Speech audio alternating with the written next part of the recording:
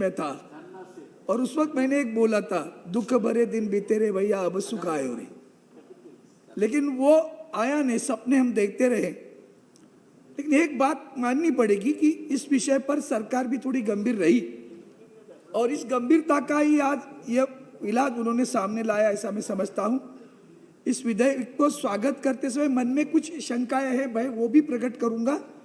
लेकिन एक बात मन में जो आती है वो कि अगर हमारा उद्देश्य है कि किसी भी हालत में किसान समृद्ध हो, और जब भी हमारे मित्र भी सहयोगी सदस्य बोल रहे थे भारतीय जनता पार्टी के, सही बात है, जब तक किसान समृद्ध न होता देश समृद्ध न होगा।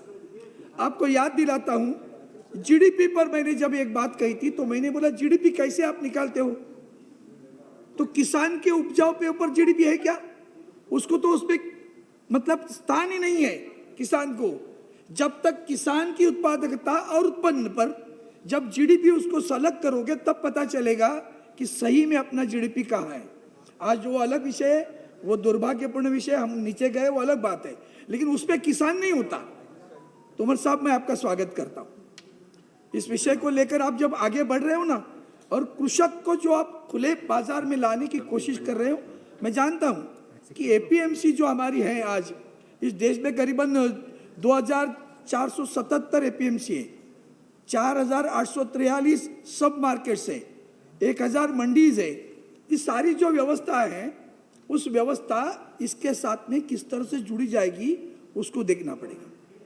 संघर्ष नहीं होना चाहिए। मैं जानता हूं उसको, उन्होंने जो कहा कि भाई हम बाहर जाके बेच सकते हैं, अच्छी बात है, लेकिन एक बात आपके ध्यान में होनी चाहिए कि 75% हमारा किसान जो 5 एकड़ जमीन से कम होल्डिंग रखता है, दुर्गम क्षेत्र में खेती करता है, पहाड़ों में खेती करता है, उसके उत्पादकता को ये किस तरह से खरीदेगा? ये तो संगठन की बात आ जाएगी। अगर वो संगठन नहीं करते तो उसका उत्पादन कैसे आएगा? कौन तय करेगा क्या उत्पादन करना है? महाराष्ट्र की सरकार ने एक अच्छा निर्णय लिया इस बार, और उन्होंने कहा, पहले क्या होता था मराठी में उन्होंने कहा पिकेल ते विकेल, जो आएगा उत्पाद वो बेचने की कोशिश करेंगे। अब उन्होंने उल्टा कहा, जो बिकेगा वही पकेगा, वही बनाएंगे, वही उपज करेंगे, ताकि उसको पैसे मिले, ताकि किसान समृद्ध हो। ये योजना महाराष्ट्र की सरकार ने, आदरणीय मुख्यमंत्री उद्धव जी ठाकरे साहब ने अभी लाई है। अब इस बात में हम लोग जो एग्रीमेंट करने जा रहे हैं ना, उसमें मेरा, आपने शुरू में क्यों सोचा हमने उत्पादकता 1.5 गुना करेंगे, उत्पन्न 2 गुना करेंगे, ये हमारी घोषणा है, ये हमारा उद्देश्य है।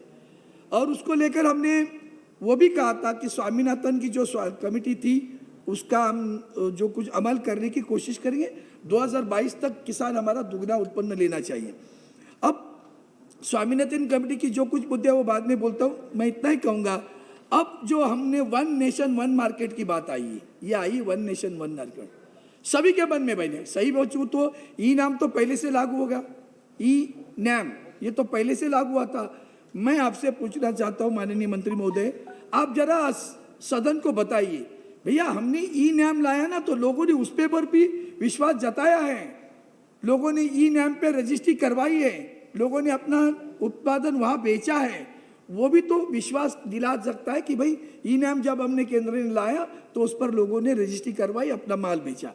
अब रही भाई कृषक और कृषक संगठन, इस पे आपको ज़्यादा ध्यान देने पड़ेगा। गरीब कृषक जो है 2.5 एकड़ वाला, 5 एकड़ वाला, वो मरने वाला है, उसको कुछ नहीं, ना तो एपीएमसी उसको कुछ आधार देती थी, थोड़ा बहुत देती होगी, यहाँ आधार मिलने की संभावना है, लेकिन कृषक संगठन बनना चाहिए। अब कृषक संगठन गांव में अगर बने और वही एक ही फसल ले ले, तो ये जो व्यापारी आना चाहता है वो जरूर आ जाएगा। अब उसी केस पे मैं 5 एकड़ कुछ लगा रहा हूँ, आलू लगा रहा हूँ, ये हल्दी लगा रहा है, दूसरा कोई प्याज लगा रहा है, तो कौन सा कृषक लेगा? अब इसमें एक जो खास करके करार की जो बात है, इस करार में उत्पादकों के उत्पादन और विपणन संबंधी निबंधन और शर्तों पर पहले सहमत होते हैं, दोनों की सहमति होनी चाहिए।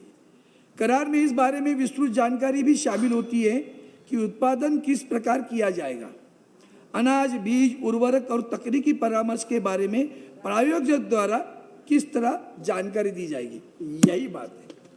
अब ये जानकारी वो देगा, कौन मतलब दो हम और ये बता रहे हैं, ये कहेगा मुझे तुम क्या चिंता करते हो, अलाओ ये बीज लगाओ, Please conclude. You have वक्त लगाओ। second sir, speaker. Please, अभी तो शुरू हुआ, you have a second इतना speaker also. महत्वपूर्ण विषय, यहाँ तो पाबंदी मत लगाओ, Your second यहाँ speaker तो will not पाबंदी have मत that लगाओ। time. You can थोड़ा carry मैं on, कोशिश but करता हूँ 1-2-4 मिनट में खत्म करने।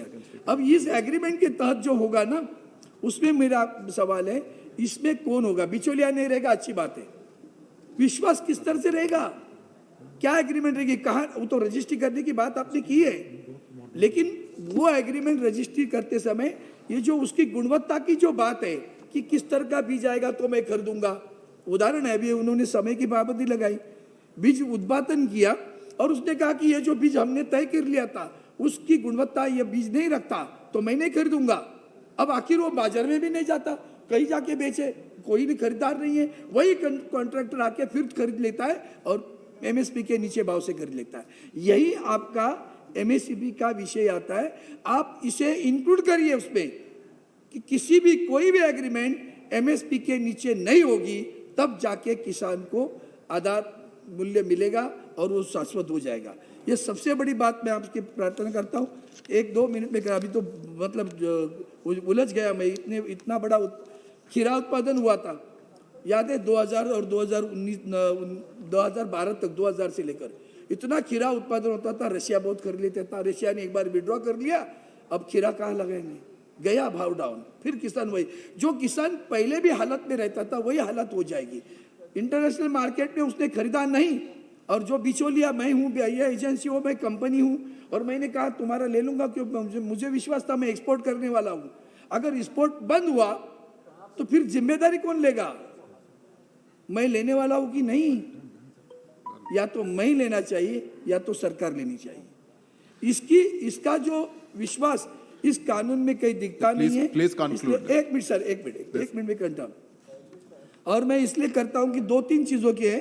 आज हमारी महाराष्ट्र की सरकार ने 35,000 करोड़ का किसान का कर्जा माफ कर दिया।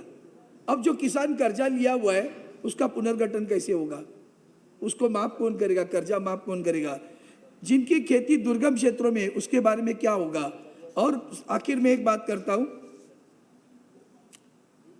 किसान जब अपनी बात को रखने वाला है तो हमने जो खाद उत्पादन करेगा सर, खास करके सर तोमर साहब, 2 विषय एक ही मौके में कहूंगा, एक वाक्य। Please conclude. पहली बात ऐसी है, उत्पादन बढ़ाने के लिए केमिकल रासायनिक खादों का इस्तेमाल होगा। अब ये पानी की बात कर रहा था, एक्ट ऑफ गॉड, इस बार अच्छा है, पानी अच्छा हुआ है, एक्ट ऑफ गॉड है, लेकिन पानी इस्तेमाल किस तरह से होगा? उस पे ऊपर कोई बंधन रहेगा कि नहीं रहेगा? और अगर खाद, रासायनिक खाद जितना इस्तेमाल करोगे, हमने एक भी सर सादा आधा वाक्य है, सॉइल हेल्थ जो बिगड़ेगी, वो सॉइल हेल्थ बिगड़ने ना पाए उसका भी अगर आप कुछ प्रावधान करें तो मैं आपसे प्रार्थना करता हूँ। तो उद्दिष्ट अच्छा है, ध्येय अच्छा है, मार्ग जो उसमें जो समस्याएं दिख रही है वह मैंने आपके पास प्रकट किए और आपसे अपेक्षा करता हूँ कि इसके ऊपर आप मार्ग निकालोगे। धन्यवाद।